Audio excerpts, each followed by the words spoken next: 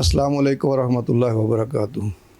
الحمدللہ وکفا والصلاۃ والسلام علی خاتم الانبیاء محمد مصطفیٰ احمد مجتبیٰ نور الہدیٰ حبیبنا و حبیب رب کبریٰ وعلی آلہ وصحبہ اجمعین۔ بسم اللہ الرحمن الرحیم۔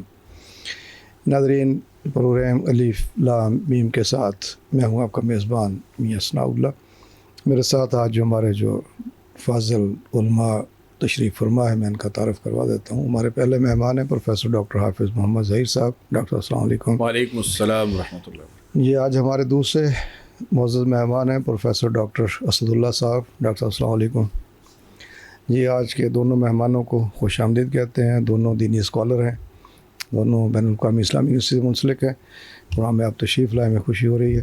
ناظرین، آج ہماری گفتگو کا موضوع ہے ماہ سفر کی بدشگونیاں اور اسلامی عقائد۔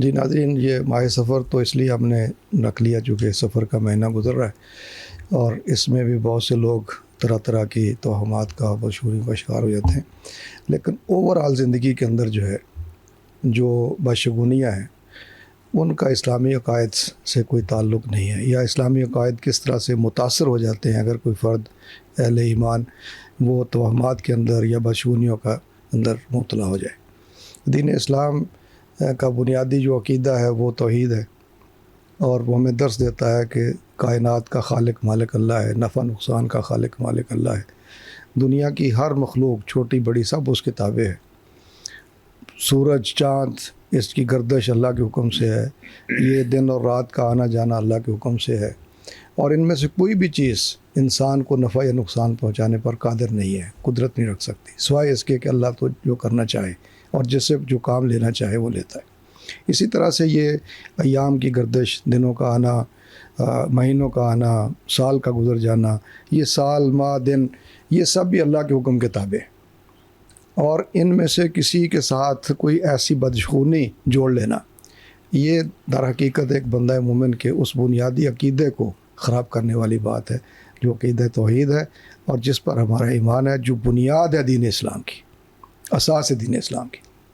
تو آج ہم اسی حوالے سے باتیں کریں گے، اپنے اسکالر سے رہنمائی لیں گے، چونکہ ہمارے معاشرے میں بدقسمتی سے کچھ اپنی کام علمی کی وجہ سے اور کچھ پڑوسی ملک جہاں پورا نظام زندگی توہم پرستی اور بدشگونیوں پہ چلتا ہے، ایک لمبا عرصہ ان کے ساتھ رہنے کی وجہ سے نسل در نسل کوئی چیزیں ایسی دار آئی ہیں جن سے ابھی تک چھٹکارا ممکن نہیں، اور آج سوشل میڈیا میں سستی شہرت حاصل کرنے والوں نے کچھ اور ان چیزوں کو اٹھا دیا ہے، تو ان سے جان چھڑانا ضروری ہے، اور اصل عقیدہ توحید کی طرف آنا ضروری ہے کہ ہمارا خالق مالک اللہ ہے، نفع نقصان اسی کے ہاتھ میں۔ میں گفتگو کا آغاز کرتا ہوں پروفیسر ڈاکٹر حافظ محمد ظہیر صاحب سے۔ ڈاکٹر صاحب، کیا اہمیت ہے ایک صحیح اور درست عقیدے کی اسلام کے اندر، اور پھر یہ جو عقیدہ ہے توحید جس کو ہم کہتے ہیں، بنیادی عقیدہ جو ہے، یہ انسان کی دنیا اور آخرت پہ کیسے اثر انداز ہوتا ہے؟ بسم اللہ الرحمن الرحیم۔ الحمدللہ رب العالمین، والصلاة والسلام علی اشرف الرسل وخاتم الانبیاء والمرسلین وعلی آلہ وصحبہ اجمعین ومن تبعہم بإحسان الی یوم الدین وبعد۔ جی محترم میاں صاحب، بہت شکریہ، ایک اہم عنوان پر گفتگو کا موقع آپ نے مہیا کیا۔ تو عقیدے کے حوالے سے اگر ہم بات کریں تو یہ ایک بہت ہی بنیادی چیز ہے۔ قرآن کریم کا اگر ہم مطالعہ کرتے ہیں تو اللہ رب العزت نے جہاں بھی اعمال صالحہ کا ذکر فرمایا ہے کہ نیک اعمال کرنے ہیں، تو وہاں پر ایمان کا ذکر لازمی طور پر فرمایا ہے۔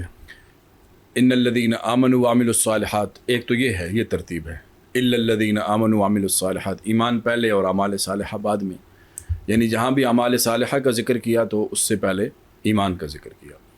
اور ایک دوسرے انداز سے بھی قرآن کریم میں اللہ رب العزت نے یوں فرمایا کہ من عمل صالحا منکم من ذکر او انثی وهو مؤمن فلنحینہ حیاتا طیبہ، اور اسی انداز سے کئی مقامات پر من عمل صالحا من ذکر او انثی وهو مؤمن، کہ اعمال صالحہ جو بھی کرے، مرد ہو یا عورت ہو، اور وہ ایمان والا ہو، یعنی اس کا عقیدہ درست ہو۔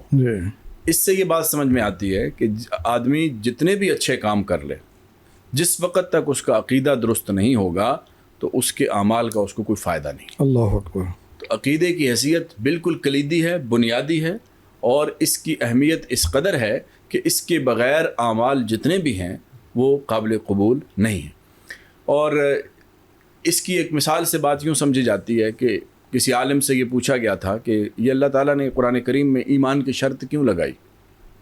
نیک اعمال تو دوسری قومیں بھی کرتی ہیں، جو غیر مسلم ہیں وہ بھی نیک اعمال، اچھے کام وہ بھی کرتے ہیں، چیریٹی وہ بھی کرتے ہیں، ویلفیئر کے کام کرتے ہیں، بہت اچھے کام کرتے ہیں، لوگوں کی فلاح کے لیے رفاہی کام کرتے ہیں، تو ان کو کوئی فائدہ آخرت میں ہوگا کہ نہیں ان کاموں کا؟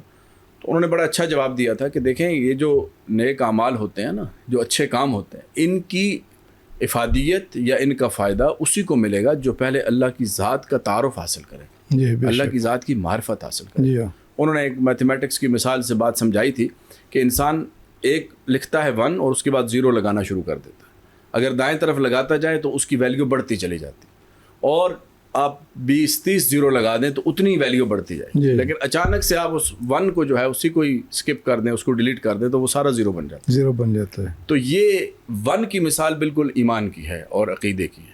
اگر ایمان ٹھیک ہے، عقیدہ ٹھیک ہے، اس کے بعد جتنے بھی اعمال کرے گا وہ اس کو فائدہ ہوگا۔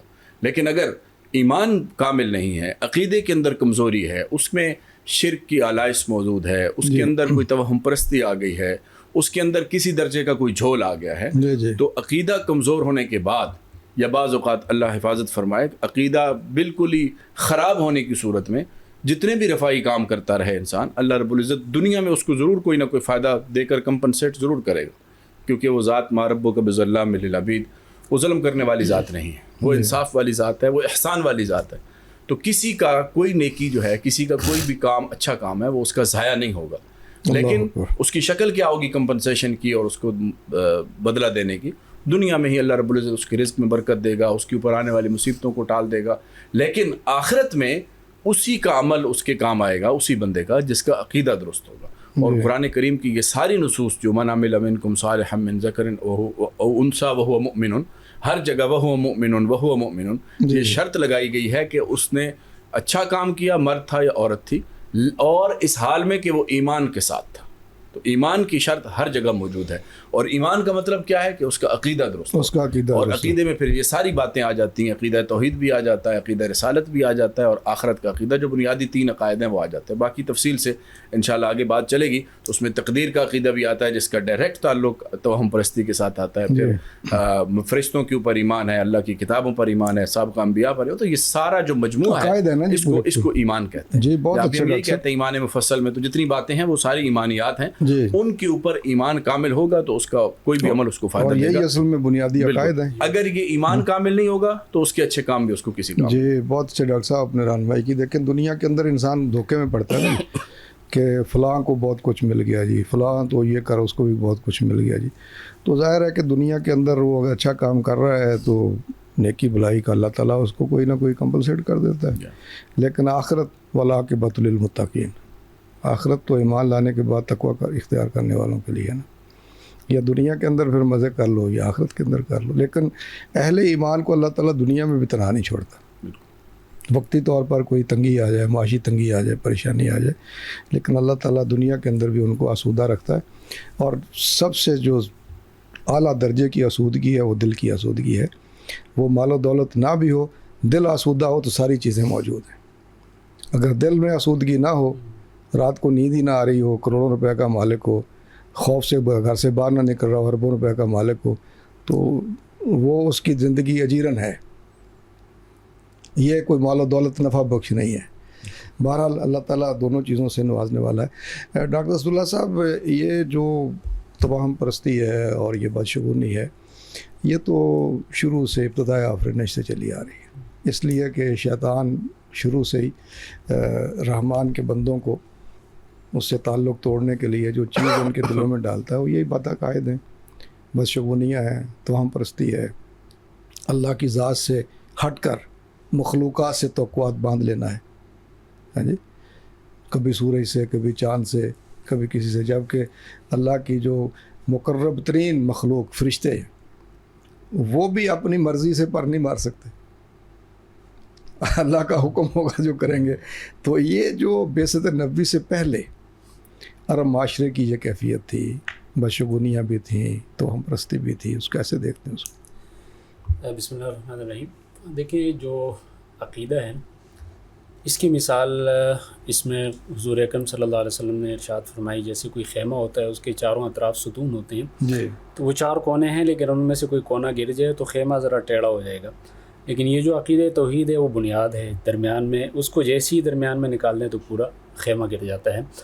اور حضور اکرم صلی اللہ علیہ وسلم سے پہلے جو عرب معاشرے کے اندر رواج تھا، وہ عقیدہ جب خراب ہو جاتا ہے اس کے پھر اتنے مفاسد اور مظاہر نکل آتے ہیں کہ اس کے بعد پھر انسان ہر چیز کو اس کے اندر کوئی ایسی طاقت دیکھنے لگتا ہے کہ یہ فلاں کام کرے گا، میرا فلاں کام کرے گا. اور جو مشرکین مکہ تھے وہ ایسا نہیں تھے کہ خدا کے منکر تھے، اللہ تعالیٰ کو مانتے تھے، خالق مالک رازق بھی مانتے تھے، مصیبتوں میں انہی کو پکارتے تھے، جب کشتی پھنس جاتی تھی سمندری میں تو انہی کو پکارتے تھے. لیکن وہ یہ کہتے تھے کہ جیسے دنیا میں ایک بادشاہ ہوتا ہے، چھوٹے چھوٹے اس کے وزراء ہوتے ہیں، تو کچھ لوگوں نے کسی وزیر کو پکڑا ہوتا ہے، کسی نے کسی وزیر کو پکڑا ہوتا ہے، ما نعبدہم الا لیقربونا الی اللہ زلفیٰ.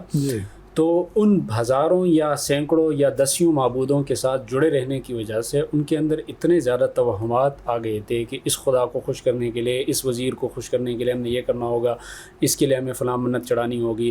تو وہ جا کے اس کے نام پہ نظر مانتے تھے، اس کے منت چڑھاتے تھے، بیٹوں کو ذبح کر دیتے تھے کبھی تو.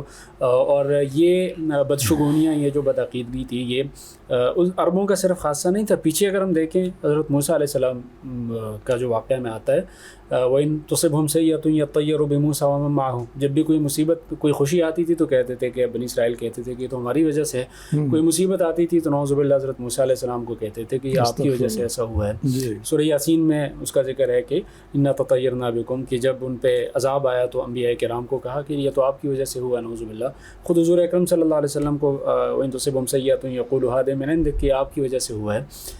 تو وہ جو توہمات تھے وہ اس حد تک بڑھ چکے تھے کہ اس کی وجہ سے جب آپ ایک خدا کا کوئی بندہ انکار یا اس کے ساتھ شریک ٹھہراتا ہے، اس کی وجہ سے وہ ہزاروں شرکاء کے پیچھے پڑنے لگتا ہے. جیسے یہ ایک سجدہ جسے تو گراں سمجھتا ہے، 1000 سجدوں سے دیتا ہے آدمی کو نجات. تو وہ کبھی یہ ہوتا تھا، اس کی شکل یہ تھی کہ صبح نکلتے تھے تو کوئی پرندہ دیکھا، وہ دائیں جانب گیا، جی آج کام ہوگا چلتے ہیں. کوئی پرندہ بائیں جانب گیا، جی یہ کام نہیں ہوگا نہیں چلتے. جی الو کو دیکھ لیا تو یہ کام نہیں ہوگا، گیدڑ کو دیکھ لیا یہ کام نہیں ہوگا. اپنی طرف سے توہمات بنا لیے تھے. جی کالی بلی کو دیکھ لیا، یا جو ہے نا اس کے ساتھ تیر ہوتے تھے. آپ نے واقعہ سنا ہوگا سراقہ ابن مالک جب حضور کے پیچھے جا رہا تھا تعاقب میں، تو وہ تیر نکال کے جا رہا تھا. تیر ڈالتے تھے، نکالتے تھے، ایک پہ لکھا ہوتا تھا کہ یہ کام کرو تو کر دیتے تھے، ایک پہ لکھا ہوتا تھا کہ یہ نہ کرو، اس سے رکتے تھے. ایک پہ لکھا ہوتا تھا کہ یہ کام خالی ہوتا تھا، پھر دوبارہ تیر نکالتے تھے. تو اس طرح ہزاروں توہمات پالے ہوئے تھے، اور پھر اس کو کچھ مہینوں کے ساتھ جوڑ رکھا تھا.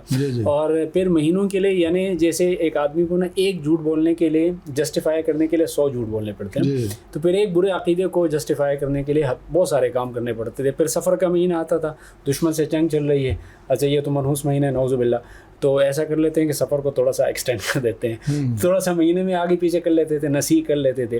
تو یعنی اس طرح کے بے شمار کام ان کے ہاں تھے، اور وہ توہمات انہوں نے پالے ہوئے تھے. اور خود بیت اللہ کے اندر جو ہے نا ایسے ایسے شرک کے مظاہر تھے، اور یہ سارا کا سارا ان توہمات کی وجہ سے، ان بدشگونیوں کی وجہ سے. اور پھر جنات کا ایک خاص رول تھا اس میں. اور خود قرآن مجید میں جہاں پہ نصیبین کے مقام پہ جب جنات حضور کے پاس آئے تو بتایا، صورتحال بتائی کہ ایسا ہوتا تھا کہ کوئی بندہ کسی وادی میں جاتا تھا تو رات کو اسے جنات تنگ کرتے تھے. جب وہ جنات کی پناہ لینے لگتا تھا اس کے بعد کچھ بھی نہیں ہوتا تھا. تو جنات نے از خود اپنی ایک سلطنت قائم کی ہوئی تھی، اور یہ جو ان کے چیلے ہوتے تھے وہ ان کے ساتھ جڑے رہنے کی وجہ سے اس طرح کے برے عقیدے آگے لوگوں میں پھیلا دیتے تھے. تو جنات کے ساتھ اس طرح سے، اور ایسی ایسی چیزوں کا، کبھی تو وہ کھجور سے بت بنا لیتے تھے، بھوک لگتی تھی تو کبھی اس کا بازو کاٹ لیا، کبھی اس کا ناک کھا لی، آہستہ آہستہ وہ بت ہی ختم ہو جاتا تھا. یہ کیسا کیسے اصلاح کی، اور کتنا مشکل یعنی اس مرحلہ تھا. لیکن حضور اکرم صلی اللہ علیہ وسلم نے وہ سارے کے سارے عقائد کو ایک ایک چیز کو ٹارگٹ کر کے اس کے بارے میں واضح ہدایات دیں کہ تاثیر صرف اللہ تعالیٰ کی ذات میں ہے، کسی اور چیز میں تاثیر خود سے نہیں ہے. اور ان سارے عقائد کو حضور نے ایڈریس کیا. جی بہت اچھا. جی ڈاکٹر صاحب بڑی اچھی ڈاکٹر رسول اللہ صاحب نے باتیں کی. اور میں وہ سوچ رہا تھا اس شخص کے بارے میں کہ جس کا باپ قتل ہو گیا تھا، وہ گیا بدھ کے پاس جناب وہی تیر نکالنے کے لیے، تو بدقسمتی سے یہ تیر نکلا کہ تم اس کا جو ہے نا وہ خون بہا نہ لو. تو اس سے میں اور اس نے اس کو مارا، کہتا تیرا باپ مر جاتا، قتل ہوتا، پھر میں دیکھتا تو کیسے یہ فیصلہ دیتا. یہ بات عقیدہ تھا نا دیکھنے کہ جس کی پوجا کر رہے ہیں اسی کو ملامت بھی کر رہے ہیں. تو بتوں کی پوجا خیر الگ ایک شرک کا موضوع نکلتا ہے. مولانا ڈاکٹر صاحب یہ بتائیں کہ یہ بدشگونیاں جیسے ابھی ڈاکٹر صاحب نے ذکر کیا ہے یہ شروع سے ہی چلتی آ رہی ہیں اور انسان اس کا شکار ہوتا چلا آ رہا ہے. مختلف اقوام کے اندر بھی یہی تذکرہ ملتا ہے, نبی صلی اللہ علیہ وسلم کے عہد میں بھی لوگوں کے اندر یہ چیزیں تھیں. تو قرآن و سنت نے بدشگونی کے بارے میں بنیادی کیا تعلیمات دی ہیں؟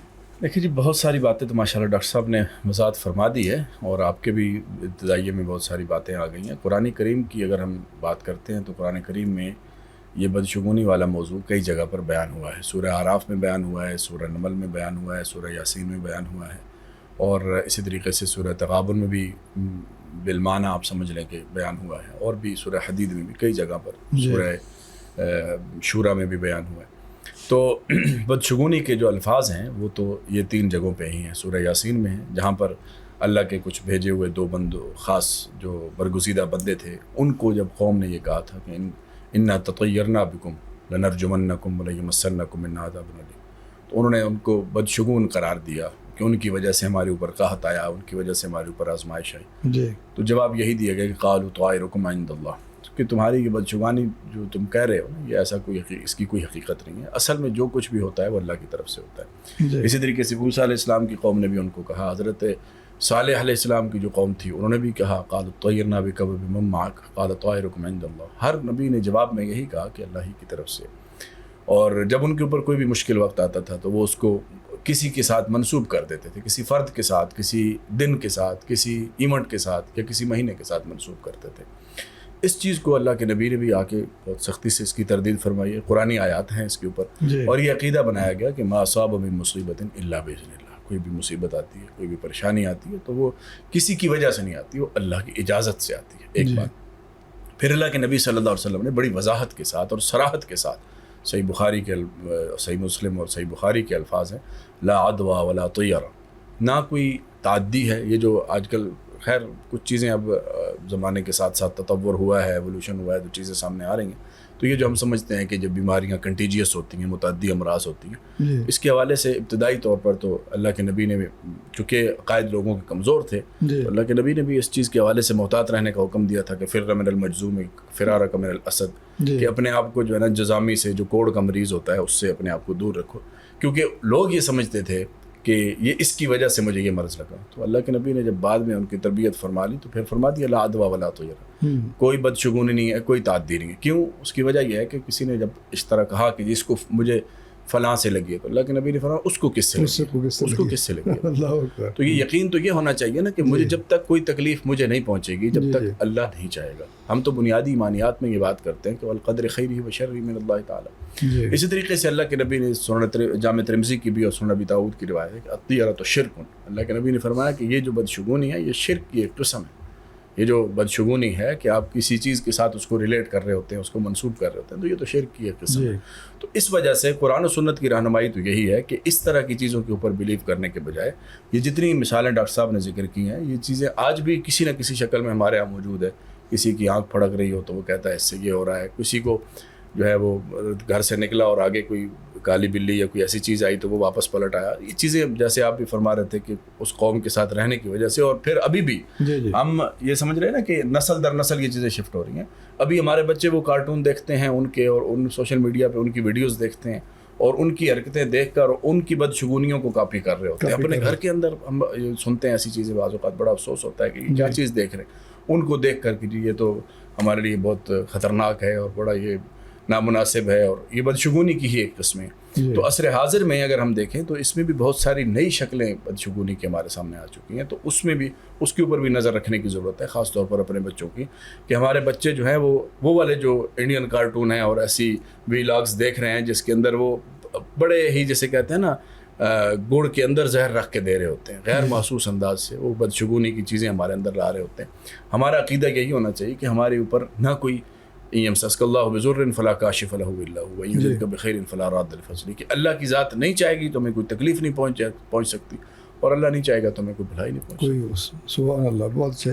جی ڈاکٹر صاحب نے کہا کہ آج کے دور میں ماڈرن شکلیں بھی آ گئی ہیں. آپ بھی ماڈرن آدمی ہیں, ماڈرن مولوی ہیں, تو ذرا بتائیں نا کہ آج کے دور میں جو بدشگونی کی قسمیں, یعنی یہ تو شروع سے چلا آ رہا ہے نا, دیکھیں جیسے یہ فال گیری کا آپ نے ذکر کیا ہے, نجوم یہ جعلی جو بیٹھے ہوتے ہیں نجومی ان کا ذکر کیا، حتیٰ کہ استخارہ جو ایک عبادت ہے اس کو بھی ایک طرح سے وہ گڑبڑ کر دیا گیا ہے. وہ یعنی پروفیشنل استخارہ گیر جو ہیں وہ بھی ملنا شروع ہو گئے ہیں، قسمت کا حال بتانے والے بھی، پیشین گوئیاں کرنے والا، حالانکہ اپنی قسمت کا پتہ نہیں ہوتا. تو کیا کہیں گے آپ یہ ماڈرن دور کے اندر، خاص طور پہ پھر اس مہینے میں، سفر کے مہینے میں جو گزر رہا ہے، کیا کہتے ہیں؟ دیکھیے موجودہ دور میں اس کی بہت زیادہ شکلیں آئی ہیں، اور جو فعال ہیں وہ تو جس قرآن مجید میں الازلام و رجس من عمل الشیطان اور اس سے روکا گیا ہے، آپ نے دیکھا ہوگا بہت سارے قرآن مجید کے آخر میں فعل نامہ لکھا ہوتا ہے، اور جس قرآن میں اس چیزوں کی تردید کی گئی ہے وہ اسی فعل نامے کو دیکھ کر چاہے جو ہے نا اس کے ساتھ آیات پڑھی جائیں، لیکن اس کا مطلب یہ ہوتا ہے کہ گویا کہ کوئی آپ کو آپ کی تقدیر کے بارے بتا سکتا ہے. پھر آپ خبریں دیکھتے ہیں تو اس میں اخباروں میں لکھا ہوتا ہے آپ کا دن کیسے گزرے گا، اچھا اس میں 2026 کے آخر میں ہوگا کہ آپ کا اگلا سال کیسے گزرے گا، آپ کا کاروبار کیسے ہوگا، اور پھر بہت سارے ایسے سفلی حرکات کرنے والے دعویٰ کرتے ہیں آپ کا رشتہ کیسے ہوگا، وہ آپ جا کے ان سے معلومات کرتے ہیں. اور پھر یہ اب پہلے تو یہ بات صرف اخباروں تک محدود تھی، اس میں پھر یہ لکھا ہوتا تھا کہ آپ کا تاریخ وفات آپ کی کیا ہے، پھر آپ کو بتاتے تھے کہ جی آپ کا یہ ہفتہ ایسے گزرے گا، اس کاروبار میں آپ کو یہ ہوگا، یہ فلاں برج ہے، مختلف شکلیں بنائی ہوتی تھی.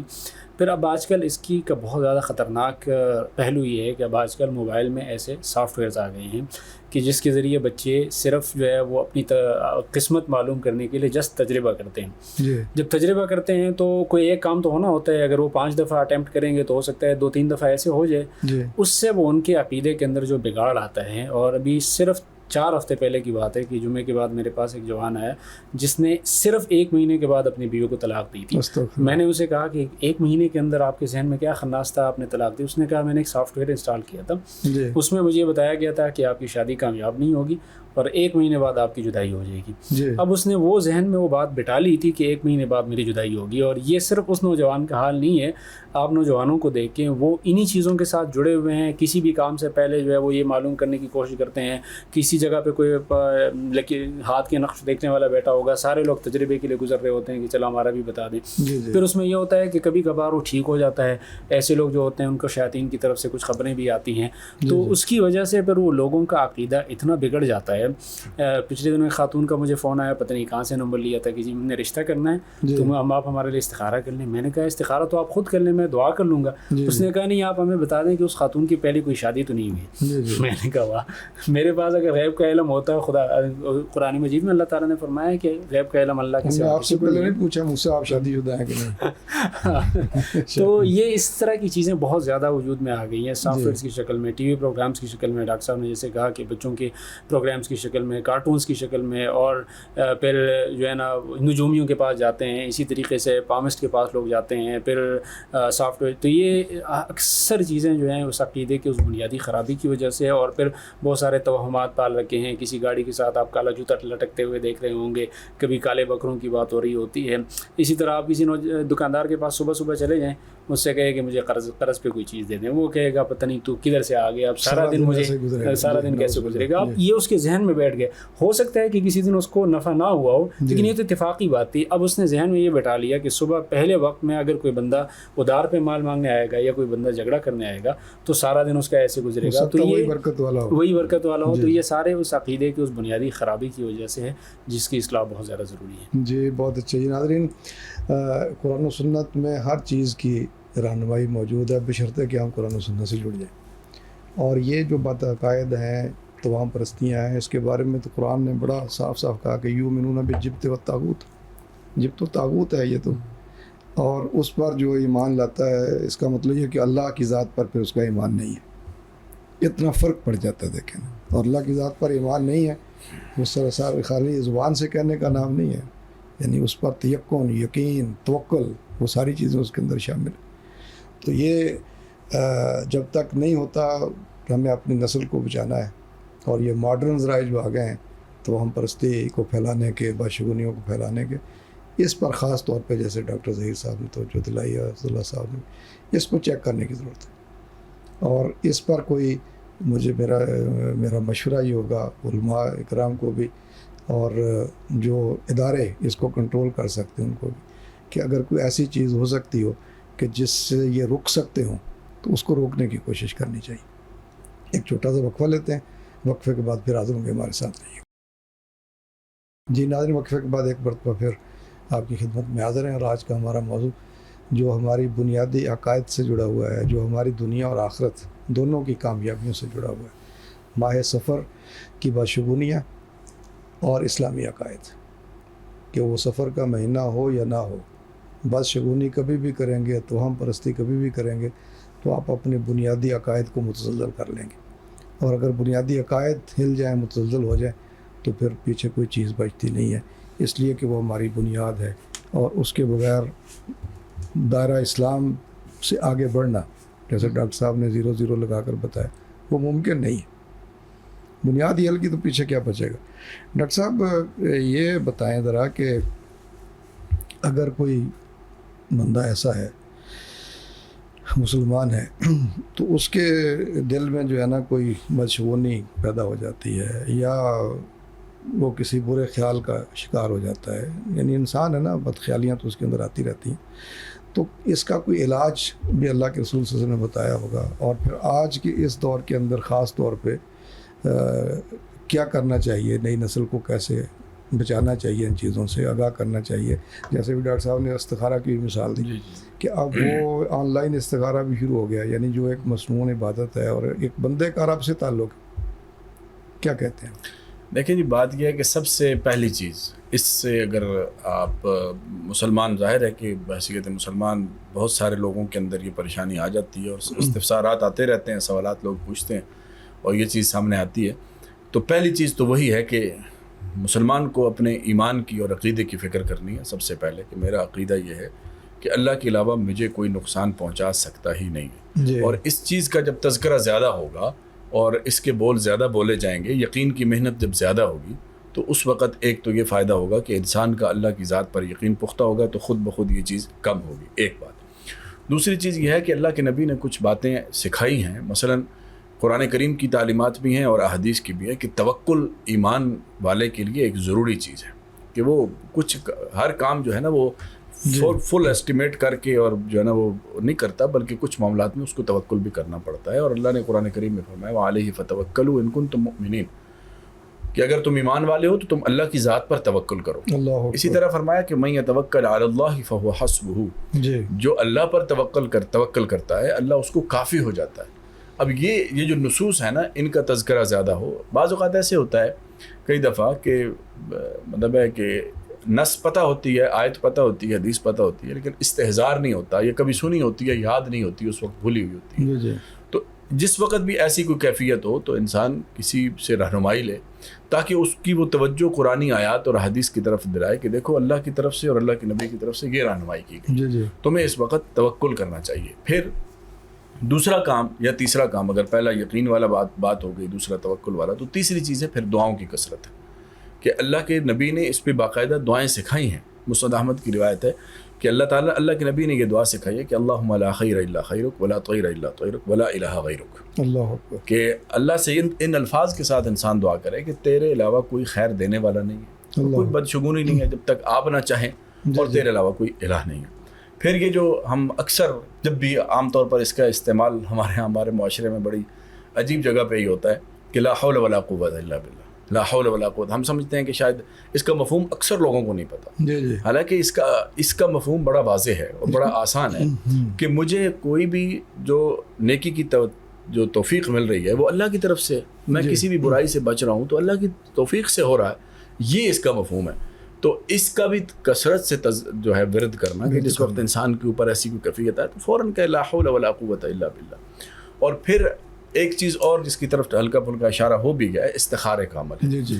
صحابہ کرام فرماتے ہیں کہ اللہ کے نبی ہمیں جس طرح قرآن کی صورت سکھاتے تھے نا، اس طرح ہمیں استخارہ بھی سکھاتے تھے. صحیح بخاری کی روایت ہے، باقاعدہ وہ پوری دعا امام بخاری نے نقل فرمائی ہے اپنی سند کے ساتھ، صحیح سند کے ساتھ، جو اللہ کے نبی نے اپنے صحابہ کو سکھائی تھی، کہ جب بھی کوئی ایسا تمہارے سامنے معاملہ آئے کہ جس میں تم کچھ طے نہ کر پا رہے ہو، تو پہلے تو وہی کرتے تھے نا، جیسے ڈاکٹر صاحب بتا رہے تھے کہ وہ تیر رکھتے تھے، اس پہ یس ہے، اس پہ نو ہے، اس پہ نن آف دم، تو اس طرح 3 آپشنز لگا دیے، تو جو نکلا اس کو کر لیا. اب اس کا یعنی وہ آپ دیکھیں نا، ٹاسک کے ساتھ اس کو ریلیٹ ہم کر سکتے ہیں، وہ کچھ بھی ہو سکتا ہے، لیکن جو طریقہ اللہ کے نبی نے سکھایا ہے اور وہ طریقہ پراپر خود کرنا ہے. کیونکہ سب سے بڑی بات یہ ہے یہ بات ڈاکٹر صاحب نے مثالیں ذکر کی اور اس پہ بہت ساری مثالیں ہیں. لوگ فون کرتے ہیں واقعی اسی طرح کہتے ہیں میرا استخارہ نکال دو.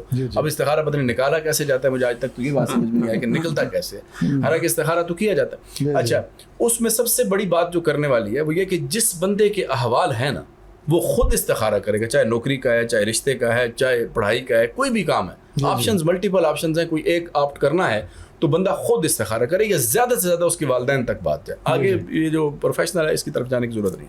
اچھا, اس میں کیا ہے, اللہ کے نبی نے طریقہ سکھایا کہ کیا کرنا ہے. جب بھی تمہارے سامنے ایسے آپشنز ہوں 2 رکعت پڑھو, اللہ کے 2 رکعت نفل پڑھو, اللہ سے دعا کرو اللہم انی استخیرک بعلمک واستقدرک بقدرتک واسألک من فضلک الی آخر دعا.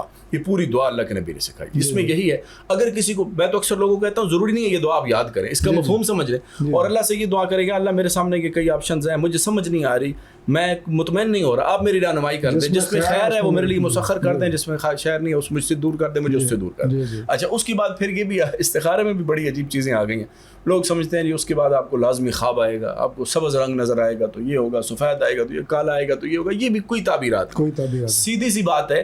آپ نے 2 رکعت نفل پڑھے اللہ کے نبی کے فرمان کے مطابق, دعا کی اللہ کے نبی کے فرمان, اس کے بعد کسی ایک طرف آپ کا دل مطمئن ہو گیا الحمدللہ, بس وہ کام کر لیں اللہ کی توکل پہ. صحیح بس یہی ہے. یعنی بدشگونی یا اس طرح کی چیزیں آتی ہیں تو اس کے یہ طریقے ہیں. پہلی چیز تو یہ کہ اپنے عقیدے کے اوپر محنت کی جائے اور ان تذکروں کو بار بار کیا جائے, پھر توکل کے اوپر سوچا جائے, پھر دعا کی کثرت کی جائے, اور اس کے بعد استخارے کا عمل پراپر طریقے سے جیسے اللہ کے نبی نے سکھایا ہے. یہ نہیں کہ 500 روپے, اب تو اشتہار لگے ہوتے ہیں جی, پہلے دیواروں پہ لگے ہوتے تھے, اب سوشل میڈیا پہ لگے ہوتے ہیں, 1000 میں استخارہ کرائیں, 1500 میں استخارہ کرائیں. نہیں, وہ تو دعا کی فیس بھی آتی ہے, کون سی دعا کروانی ہوتی ہے, فیس جمع کروائیں, بالکل ایسے. تو یہ ساری چیزیں ہم نے خرید و فروخت بنا لی نا جی, پھر وہ بنی اسٹائل میں اور کیا فرق ہے, ٹھیک ہے نا. اور ابھی ڈاکٹر صاحب نے ٹاسک کا ذکر کیا, بعض اوقات وہ کھیل کو شروع کرنے سے پہلے ٹاسک کرتے ہیں کہ اس چیز سے پہلے کھیلنا ہے. چلیں وہ یہ سب تک تو ٹھیک ہے کہ فیصلہ کرنا ہے. اب اس ٹاسک کے ساتھ بھی بس شگونی لگا لیتے ہیں کہ جی اگر پہلے اوپننگ اس کو آ گئی تو یہ تو گڑبڑ ہو گیا, پہلے اس نے کر لی تو گڑبڑ ہو گیا. بھائی اس میں بشگونی والی کون سی بات ہے؟ آپ نے ایک سکہ اچھالا یا آپ نے کوئی اور ایک بات کی ہے کہ 2 کے درمیان آپ نے فیصلہ کرنا, پہل کون کرے گا, یا ویسے کر لیں.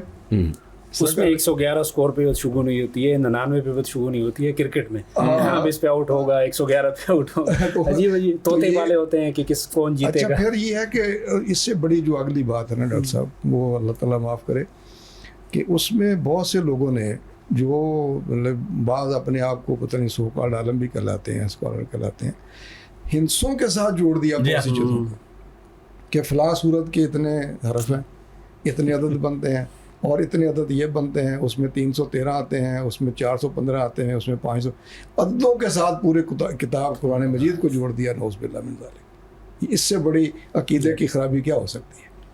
اور میں اکثر جب ایسی باتیں آتی ہیں تو تھوڑا اس پہ اللہ کے دین کے ساتھ ایک جذباتی وابستگی ہونی چاہیے ایک بندے کی, اللہ کے رسول صلی اللہ علیہ وسلم کی نبوت کے ساتھ بھی ہونی چاہیے, کہ تو یہ تو ختم نبوت پر حملہ کرنے والی بات ہے کہ معاذ اللہ یہ رسول اللہ صلی اللہ علیہ وسلم یہ چھوڑ گئے یہ چیزیں بتانے کے لیے, یہ اعداد و شمار والی باتیں یہ بعد میں جو ہم نے کر رہے ہیں. وہ دین مکمل ہو گیا اللہ کے رسول پر, عمل مکمل ہو گیا اللہ کے رسول پر, کوئی چیز باقی بچی نہیں. تو پھر اس کے بعد کیا ہے ڈاکٹر صاحب؟ ایک تو چیز یہ ہے نا کہ ایک بندے نے چلے جی چلتے چلتے اس نے کہا میں بھی چسکا لگاتا ہوں, ہاتھ دکھا دیتا ہوں, مانا نہیں ہونا, یا اس نے کہا چلے جی وہ پوچھ لیتے ہیں شادی کرنی ہے, چلے گی نہیں چلے گی. بلکہ آج کل تو ایوان اقتدار میں بھی یہی کچھ ہوتا ہے کہ وہ بیٹھ کے جناب بتاتے ہیں آ کر کے بڑے بڑے پابلسٹ کہ فلاں کا جو ہے نا فلاں مہینے تک اقتدار چلے گا, فلاں کو فلاں مہینے تک, جیسے کہ انہوں نے بٹھایا اور انہوں نے اٹھانا ہے آ کر کے. ٹی وی پہ پروگرام ہو رہے ہیں. ہاں, وہ تو یعنی اللہ کا حکم ہے کہ جس کو چاہتا ہے دیتا ہے, جس کو چاہتا ہے چھین لیتا ہے.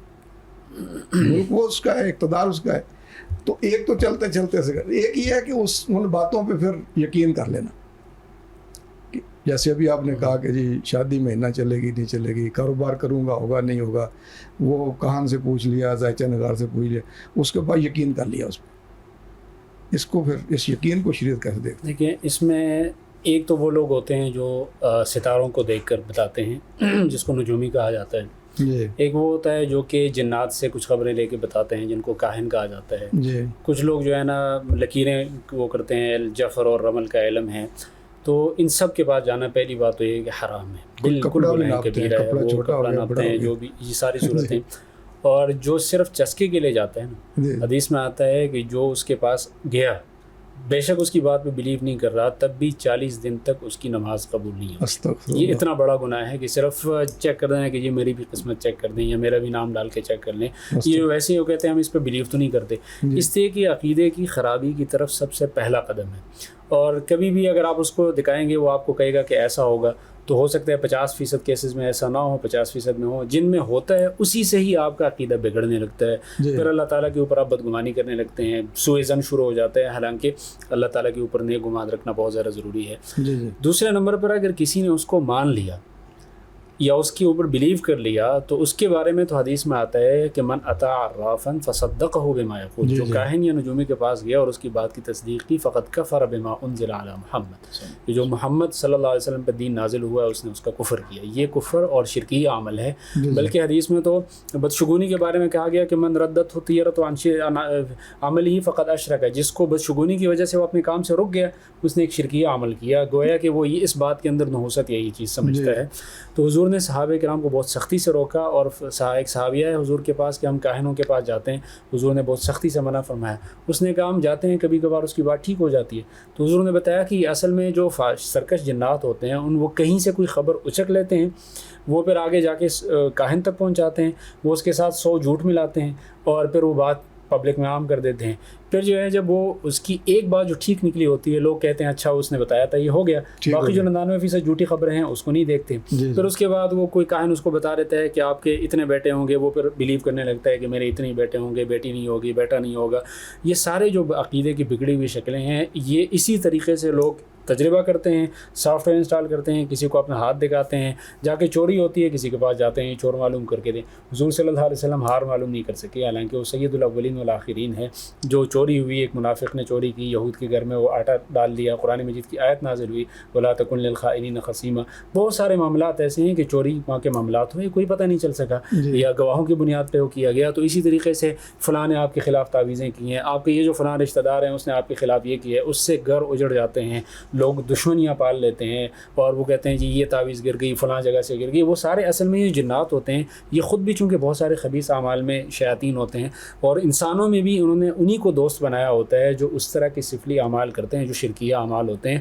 اس کے بعد وہ ان کے ساتھ کنیکشن جڑ جانے کی وجہ سے وہ لوگوں کو گمراہ کرتے ہیں، لوگوں کے عقیدوں کے ساتھ کھیلتے ہیں، ان کے دین کے ساتھ کھیلتے ہیں۔ اس سے ان سب سے بچنے کا ایک ہی طریقہ ہے کہ بالکل نہ تجربے کے لیے نہ جانا ہے، کسی بھی طرح سے جانا بالکل حرام ہے، اور آپ نے اللہ تعالیٰ کے اوپر گمان ٹھیک رکھنا ہے اور وہی سارے اعمال کرنے ہیں۔ ڈاکٹر صاحب بتائیں۔ اللہ ڈاکٹر صاحب، اسلام میں جو سب سے بڑا اہم مسئلہ ہے وہ تقدیر کا ہے، جس کا عام طور پر جو ہے نا لوگ جس کے اندر کنفیوژن کا شکار ہو جاتے ہیں، اور پھر تقدیر ظاہر ہے وہ خیر و شر بھی اس سے جڑا ہوا ہے، نفع نقصان بھی اس سے جڑا ہوا ہے، مصائب و آفات جو آتے ہیں اس کو بھی ہم کہتے ہیں کہ تقدیر کا حصہ تھا، یہ آ گئے۔ تو اس بارے میں جو ایک صحیح عقیدہ، بہت سی باتیں ہو چکی ہیں، صحیح عقیدہ کیا ہونا چاہیے، اور پھر یہ کہ یہ جو عقیدہ ہے جو یعنی ان چیزوں کے ساتھ جو جڑا ہوا ہے، یہ کس طرح سے نحوست کی، بدشگونی کی، اور جتنے بھی یہ اعمال ہیں ان کی نفی کرتا ہے؟ جی بالکل۔ دیکھیں قرآن کریم میں اللہ رب العزت نے فرمایا کہ قُلْ لَن يُصِيبَنَا إِلَّا مَا كَتَبَ اللَّهُ لَنَا، اور پھر فرمایا کہ مَا أَصَابَ مِن مُصِيبَةٍ إِلَّا بِإِذْنِ اللَّهِ، جی جی، پھر فرمایا مَا أَصَابَ مِن مُصِيبَةٍ فِي الْأَرْضِ وَلَا فِي أَنفُسِكُمْ إِلَّا فِي كِتَابٍ مِّن قَبْلِ أَن نَّبْرَأَهَا، پھر فرمایا مَا أَصَابَ مِن مُصِيبَةٍ فَبِمَا كَسَبَتْ أَيْدِيكُمْ۔ بہت ساری آیات ہیں، جی، یہ ساری آیات ہماری رہنمائی کر رہی ہیں کہ ہمارے اوپر آنے والے حالات صرف اللہ کی طرف سے، اللہ کی طرف سے، چاہے حالات ہمیں پسند آئے ہوئے ہیں یا ہمارے اوپر ایسے حالات ہیں جو ہم ظاہری طور پر ان کو پسند نہیں کر رہے ہیں۔ جی، ظاہر ہے انسان کی زندگی میں کئی احوال آتے ہیں، کبھی خوشی، کبھی غم، کبھی پریشانی، کبھی مصیبت، کبھی آسودگی اور کبھی تنگ دستی۔ تو جو کوئی احوال انسان پر آ رہے ہیں وہ اللہ ہی کی طرف سے ہیں، بے شک، اور یہ بات قرآنی نصوص کے ساتھ ساتھ ہم جو ایمانیات کے چیپٹر میں پہلا جو ایمان مفصل ہم یاد کرتے ہیں اور بچوں کو بھی یاد کرواتے ہیں، اس کا اختتام اسی پر ہو رہا ہے، آمنت باللہ و ملائکتہ و کتبہ و رسلہ والیوم الآخر والقدر خیرہ و شرہ من اللہ تعالی۔ ایک تقدیر کا کنسیپٹ وہ ہے جو ایمانیات کے چیپٹر میں ہے، ہم تقدیر کا صرف وہ کنسیپٹ ڈسکس کر رہے ہیں اور وہ حصہ ڈسکس کر رہے ہیں جس کا تعلق بدشگونی کے ساتھ ہے۔ جی، تو ہم پہلے دن ہی یہ ایمان لاتے ہیں کہ جو کچھ میرے ساتھ ہو رہا ہے ہوگا، اچھا ہو یا برا ہو، بھلا ہو یا برا ہو، وہ اللہ ہی کی طرف سے ہے۔ بے شک، اور یہ عقیدہ انسان کا ہونا چاہیے کہ مجھے کوئی کچھ نہیں کر سکتا۔ جیسے ڈاکٹر صاحب فرما رہے تھے نا کہ لوگ کاہن بتاتے ہیں اور جادوگر بتاتے ہیں آپ پہ فلاں نے یہ کروا دیا، جس وقت انسان، پہلی بات تو یہ نا کہ جانا ہی نہیں چاہیے، بات تو یہیں رکنی چاہیے، لیکن اگر کوئی کمبخت چلا گیا اور اس کے بعد اس کی کمبختی مزید زور پکڑتی ہے جب وہ اس بات کو یقین کر کے مان لیتا ہے، جی جی، حالانکہ اس کا عقیدہ یہ ہونا چاہیے کہ کوئی مجھے کیا کر سکتا ہے جب تک اللہ نہ چاہے۔ جی جی، مطلب اگر کوئی اس کو کہہ رہا ہے کہ جی تمہارے اوپر فلاں نے جادو کیا ہے، فلاں نے تمہارے اوپر تعویذ کیا ہے، فلاں نے تمہیں یہ کیا ہے، تو بھائی میرے اوپر آنے والی تکلیف، جب ایک پتا جو ہے وما تسقط من ورقۃ الا يعلمها، اللہ ایک اکبر، پتا جو ہے وہ بھی نہیں ہلتا مگر اللہ اس کو جانتا ہے، جی، اللہ کے حکم کے اور اجازت کے بغیر نہیں جی، ہوتا۔ تو میں حضرت انسان اللہ کا محبوب بندہ ہوں، 70 ماہوں سے زیادہ شفقت کرنے والا اللہ، میرے اوپر آنے والی تکلیف اس کی اجازت کے بغیر کیسے آ سکتی؟ جی جی، یہ عقیدہ ہونا چاہیے۔ جی، جس وقت انسان کا عقیدہ یہ ہوگا کہ میرے اوپر جو بھی حالات آتے ہیں وہ اللہ کی طرف سے آتے ہیں، اچھے ہوں یا برے ہوں یہ الگ بات ہے، تو وہ کبھی بھی ایسے بندے کی تصدیق نہیں کرے گا۔ جی، ایک بات۔ دوسری چیز یہ ہے کہ قرآن کریم کی بہت سارے نصوص ہیں جو ہماری رہنمائی کر رہی ہیں۔ اللہ رب العزت فرماتے ہیں ان یمسسک اللہ بضر فلا کاشف له الا هو وان يردك بخير فلا راد لفضله۔ اگر انسان یہ سمجھتا ہے نا مجھے فلاں نے تکلیف پہنچایا، یہ گروپ جو دفتروں میں ہوتا ہے، کاروبار میں ہوتا ہے، ملازمت میں، ہر جگہ پہ، کہ یہ گروپ جو ہے نا یہ میرے خلاف سازشیں کر رہا ہے، یار کر رہا ہے تو کامیاب ہوگا یا نہیں یہ تو اللہ جانتا ہے۔ اللہ جانتا ہے۔ اس کا جواب تو سمپل ہے کہ افوض امری الی اللہ، جی جی، میں اپنے امر اللہ کے حوالے کرتا ہوں اور یہ میرا کچھ نہیں بگاڑ سکتے۔ کیوں؟ اللہ نے فیصلہ کر دیا ان یمسسک اللہ بضر فلا کاشف له الا هو، اگر تمہارے اوپر کوئی بھی شر یا تکلیف آنے والی ہے اس کو کوئی دور نہیں کر سکتا سوائے اللہ۔ اللہ، اور اگر تمہارے ساتھ اللہ بھلائی کا ارادہ کر لے یردک بخیر جی جی، فلا راد لفضله، پھر اس کو کوئی دور نہیں کر سکتا۔ جی جی، دنیا جتنی مرضی سازشیں کرتی رہے، یوسف علیہ السلام کے بھائی کتنے تھے؟ 11، کتنی سازشیں کی، جی جی، پھر اللہ تعالیٰ نے کامیابی کس کو دی؟ حضرت یوسف علیہ السلام کو۔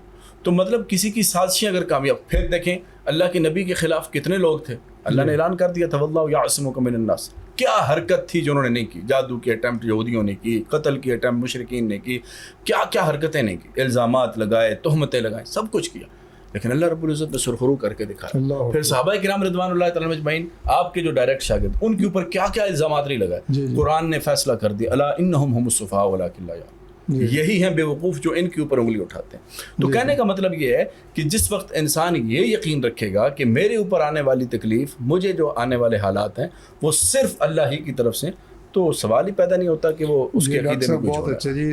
ناظرین، اگر یہ باشگونیاں لینے کی بجائے اور جعلی لوگوں کے پاس جانے کی بجائے ان دعاؤں کا اہتمام کریں، صبح و شام کے ان اذکار کا اہتمام کریں جو نبی علیہ الصلوۃ والسلام نے سکھائیں، جی جو ان شر پسندوں کے شر سے بھی بچانے والے ہیں اور اللہ کی رحمتیں اور برکتیں جس سے نازل ہوتی ہیں، تو وہ زیادہ مفید ہے۔ ڈاکٹر صاحب لاسٹ کویسچن ہے جو کہ وائنڈ اپ کی طرف جانا ہے کہ ایک نیک شگونی ہے، نیک فعل، ایک بد فعلی ہے، ان کے اندر کوئی آپ فرق کرتے ہیں؟ اور پھر یہ کہ ایک مسلمان جو ہے وہ اپنے بارے میں حسن ظن، نیک خیال یہ کس حد تک کر سکتا ہے؟ اور یہی یعنی امید کی کرن ہوتی ہے، اور پھر حسن یعنی ظن رکھنا، امید کی طرف بڑھنا، مثبت طرز عمل اختیار کرنا، کیا کہتے ہیں؟ لاسٹ کویسچن ہے۔ جی بالکل، میں اختصار کے ساتھ یہ کہوں گا اصل میں اس بدشگونی کا علاج ہے اللہ تعالیٰ کے اوپر اچھا گمان رکھنا، جی، اور وہ جو اچھا گمان رکھا جاتا ہے اس کے مختلف طریقے ہوتے ہیں، اس میں ایک نیک شگونی بھی ہے جی، جو حضور اکرم صلی اللہ علیہ وسلم کو پسند تھا، اور فرمایا کہ یعجبنی الفعل الحسن، کہ مجھے اچھا فعل پسند ہے۔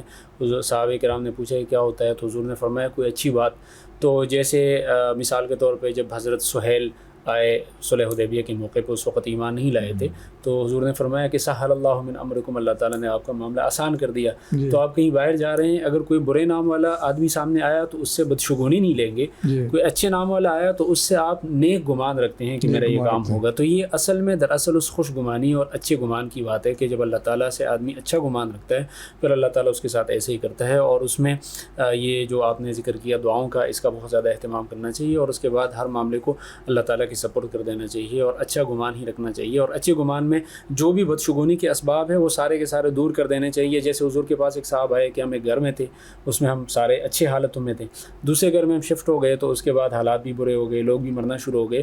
تو حضور نے یہ اس کو نہیں بتایا کہ گھر کے اندر کوئی نحوست ہے، بلکہ یہ بتایا کہ اگر شیطان آپ کے ذہن میں وسوسے ڈالتا ہے تو آپ اس گھر کو تبدیل کر لیں۔ تو اس طرح بدشگونی والے صورتحال سے آگے نکلنا چاہیے اور اچھا گمان رکھنا چاہیے۔ تو نیک شگون بھی دراصل اسی اچھے گمان کی ہی ایک شکل ہے کہ جو آدمی اللہ تعالیٰ کے اوپر اچھا گمان رکھتا ہے اور پھر وہ آگے اپنا سفر جاری رکھتا ہے۔ تو اس لیے سب سے پہلے تو ہمیں اپنے عقیدے کے اوپر فوکس کرنا چاہیے، تقدیر کے اوپر، اور اس طرح کی بدشگونی اور توہمات سے بہت زیادہ دور بھاگنا چاہیے۔ اس کسی ایسی چیز میں بدشگونی نہیں ہے کہ فلاں دن شادی کریں گے، فلاں مہینے کے اندر شادی کریں گے تو ایسا ہوگا۔ اس لیے عقیدہ درست ہونا چاہیے اور اچھا گمان اللہ تعالیٰ کے اوپر رکھ کے آگے زندگی بڑھانی چاہیے۔ جی یہی مثبت رویہ ہے، یعنی وہ منفی سوچیں اور منفی رویے جو ان کو چھوڑ کر مثبت رویوں کی، مثبت سوچ کی طرف آ جائیں۔ جی بالکل۔ کوئی نیک آدمی صبح آپ کو ملا ہے تو آپ یہ تو کہہ سکتے ہیں کہ اللہ کا نیک بندہ ملا ہے، عالم ملا ہے تو میرے کام میں آسانی ہوگی، لیکن خدا نہ خاصہ اگر برا آدمی مل گیا تو پھر دل میں یہ نہ لائیں کہ اس سے میرا کام، اس کی وجہ سے رکے گا نہیں کام، وہ جو ہونا ہے اللہ کی طرف سے وہی ہونا ہے، اور اس بندے نے بھی کر نہیں دینا، صرف آپ کا اچھا گمان ہے وہ بھی اللہ کی طرف سے کہ اللہ نے یہ کام کرنا۔ ناظرین، پروگرام کا وقت ہمارے ختم ہو جاتا ہے۔ میں شکر گزار ہوں اپنے دونوں فاضل مہمانوں کا، پروفیسر ڈاکٹر حافظ محمد ظہیر صاحب اور پروفیسر ڈاکٹر عبداللہ صاحب کا کہ آپ تشریف لائے اور آج کے موضوع کی مناسبت سے بہت ہی سراسر گفتگو ہوئی ہے۔ بہت سی مزید باتیں بھی اس کے اندر شاید ہو سکتی ہوں، پھر کبھی انشاءاللہ کریں گے، چونکہ یہ ہمارے بنیادی عقائد سے جڑی ہوئی چیزیں ہیں۔